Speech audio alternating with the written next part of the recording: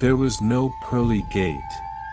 The only reason I knew I was in a cave was because I had just passed the entrance. The rock wall rose behind me with no ceiling in sight. I knew this was it. This was what religion talked about, what man feared. I had just entered the gate to hell. I felt the presence of the cave as if it was a living, breathing creature. The stench of rotten flesh overwhelmed me.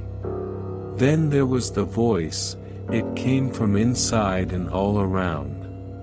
"Welcome, who are you?" I asked, trying to keep my composure. "You know," the thing answered. I did know.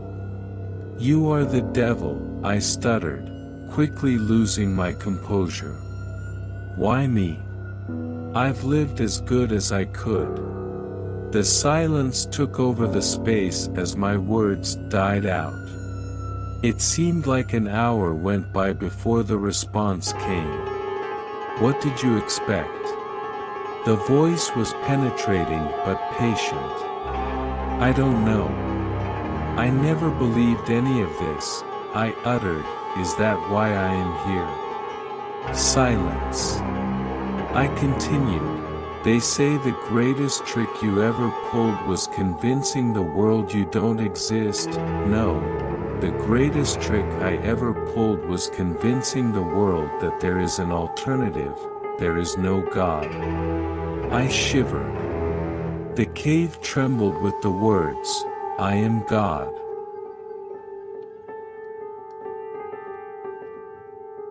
It was 1 a.m. and Guy Halverson sat in his dark living room. He hadn't moved for over an hour. The accident earlier that evening kept playing over and over in his mind. The light turned red, but he was in a hurry and accelerated.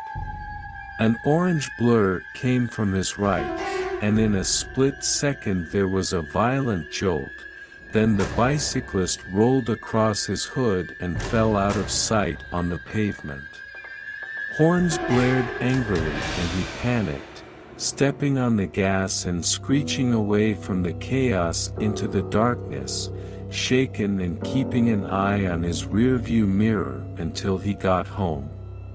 "Why did you run, you idiot?"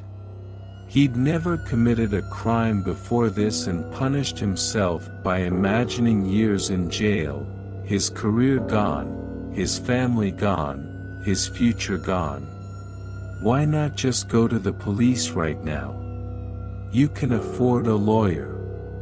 Then someone tapped on the front door and his world suddenly crumbled away beneath him. They found me. There was nothing he could do but answer it. Running would only make matters worse.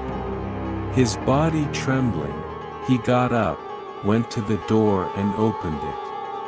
A police officer stood under the porch light. "Mr. Halverson?" asked the grim officer. He let out a defeated sigh. "Yes. Let me. I am terribly sorry, but I'm afraid I have some bad news. Your son's bike was struck by a hit-and-run driver this evening. He died at the scene. I'm very sorry for your loss."